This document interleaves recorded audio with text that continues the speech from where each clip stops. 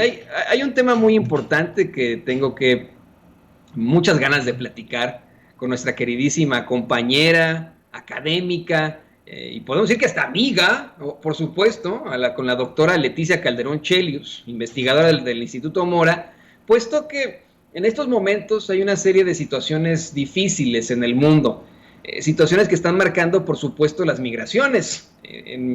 Mucha gente de ideas anti-inmigrantes pues constantemente se quejan del paso de muchas personas por México y para llegar aquí a los Estados Unidos sin conocer la historia del ser humano y nuestra realidad como ser humano. Nuestra evolución como seres humanos está completamente ligada, completamente vinculada a la migración.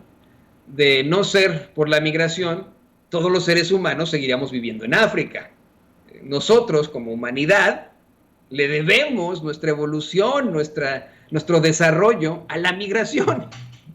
Y bueno, usted lo sabe perfectamente, después de un terremoto terrible en Haití, después de una serie de problemáticas en Afganistán, ante la llegada del Talibán, y pues el abuso que podrían enfrentar muchísimas mujeres, el abuso y pues vamos, pues situaciones verdaderamente terribles a las que se podrían enfrentar muchísimas mujeres. Es uno de los temas. También está la problemática en Cuba por la falta de insumos. Ellos tienen las vacunas, pero no tienen las inyecciones para ponerse las vacunas. El bloqueo está peor que nunca en Cuba, se podría decir incluso. Y también la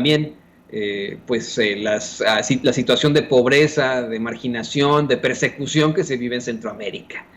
Ante todo eso, México es pues el lugar del flujo de muchas personas, pero también el lugar en el que algunos buscan refugio. Y hoy, como lo comenta la doctora Leticia Calderón Chelius en su columna de Sin embargo, para muchos la expresión es sálvese quien pueda. Doctora, muy bienvenida a este espacio. Muchas gracias, Toño. Pues sí, estoy oyendo la introducción que haces, muy certera, muy interesante. Y fíjate que justo yo escribí la columna de hoy pensando en una situación que es muy, muy fuerte, porque más allá de lo que cada quien piense en términos personales y que es muy respetable, hay un contexto internacional del que somos parte como humanidad. Y en ese sentido, bueno, pues uno de los puntos duros es estas situaciones extremas que obligan a la gente a decidir salir de manera forzada de sus ámbitos inmediatos, su comunidad, sus pueblos, sus ciudades, sus países.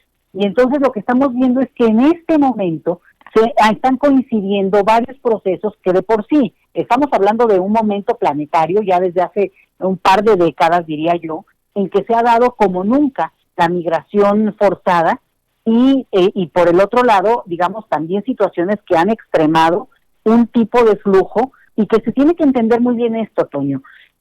Si catalogamos a quienes huyen como si fueran los que hacen que huya la gente, o sea, los victimarios, es que no estamos entendiendo nada. Pues la gente que sale es porque tiene motivos para hacerlo cuando es de manera forzada. Y en ese sentido, creo que es muy impresionante lo que estamos viviendo y además se da en el marco de lo que todavía sigue vigente, que es la pandemia, y es que ahora, bueno, sabemos muy bien que el flujo venezolano se ha incrementado de manera importante en los últimos años, también, y tú mencionabas otros casos, pero también aquí, y este es el mensaje que yo ponía, es que la situación en Haití ha llegado a niveles extremos porque acuérdense que hace un mes hubo un asesinato de su presidente. Tenemos también la situación de el terremoto y el huracán que apenas llegó hace 2 días.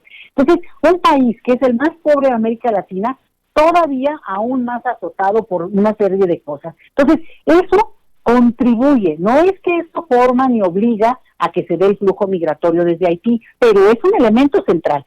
Y el otro que tenemos ahorita en el radar, yo me refiero a los últimos días, ahora sí que más lo que se acumula en la semana, es el flujo desde Afganistán, que se presume que puede llegar a una catástrofe internacional.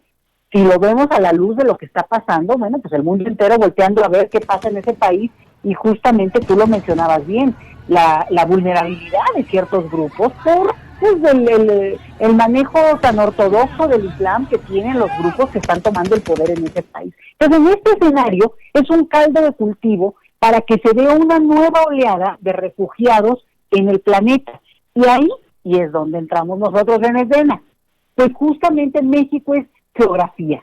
Geografía es destino, Toño, y lo que estamos viendo es que nosotros estamos junto a la potencia más rica del planeta, pero además, ojo, el país que se ha presentado a sí mismo desde hace, no ni siquiera décadas, yo ya diría que siglos, como el ejemplo a seguir, el faro que todo mundo debe tomar como ejemplo, como modelo, y en ese sentido, bueno, pues es un país, Estados Unidos, que ha traído, ya se ha multiplicado y se ha enriquecido justamente a partir del flujo migratorio. Entonces, mucha gente invitada a ir a ese país, llamada a ir a ese país, cruza por nuestro territorio. Ahí hay otra discusión muy fuerte, es qué tanto México en sí mismo es un país destino, que no lo ha sido históricamente y no lo es en este momento de manera especial ni por encima de la intención de llegar a Estados Unidos, pero es parte del paquete, es parte del paquete, porque es obvio que cuando una persona que huye de situaciones tan adversas, pues puede tomar una opción de elegir otro destino que no necesariamente era el que originalmente buscaba. Entonces, de eso trata este pequeña columna, que creo que en corto trata de meter un montón de cosas, pero tratando de explicar, y que en ese sentido, y es el último punto, Toño, que tanto en México hay una parte pragmática que también tenemos que entender, que yo creo que hay que discutir muchísimo, que tiene que ver con la política migratoria de nuestro país, no la política de Washington, no la política nada más, digamos, del mundo, vamos a decir, sino específicamente de México. Y yo ahí entiendo que hay una cuestión pragmática en la que México se ha alineado a Estados Unidos, se ha alineado en este papel más de contención migratoria, y creo que muchos somos muy sensibles a eso porque, claro, siendo un país de alta emigración, todo mundo con un primo, por lo menos, ¿no?, en Estados Unidos, pues como que se siente requete feo esta experiencia donde acabamos siendo policías migratorios de Estados Unidos.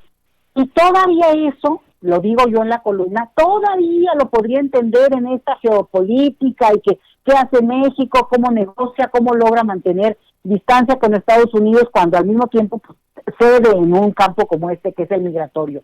Pero el punto es que aún cediendo, Toño, y esta es la conclusión fuerte de la columna, aún cediendo, nosotros podemos y debemos respetar protocolos, normas y sobre todo nuestras propias leyes que hablan de derechos humanos, de protección a niños, niñas y adolescentes, de una serie de elementos que, por ejemplo, obligan a la transparencia en el tema de la política migratoria, que no la estamos viendo como debemos verla y como yo creo que un país como México puede tenerla, incluso, ojo, incluso entendiendo el momento difícil y esto que mencionaba yo como geografía es destino y que pues a nosotros nos toca y nos ha tocado históricamente, Toño. De eso trata esta columna.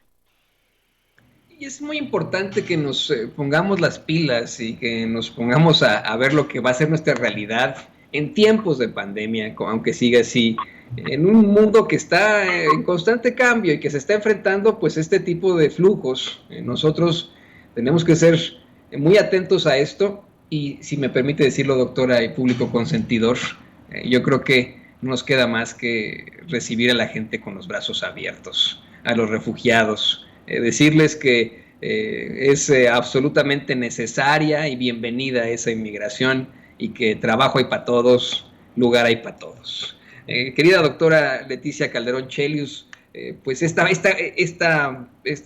columna la pueden leer ahí en Sin embargo MX, pero ¿por qué no nos comparte sus redes sociales para que la gente pueda ponerse en contacto con usted?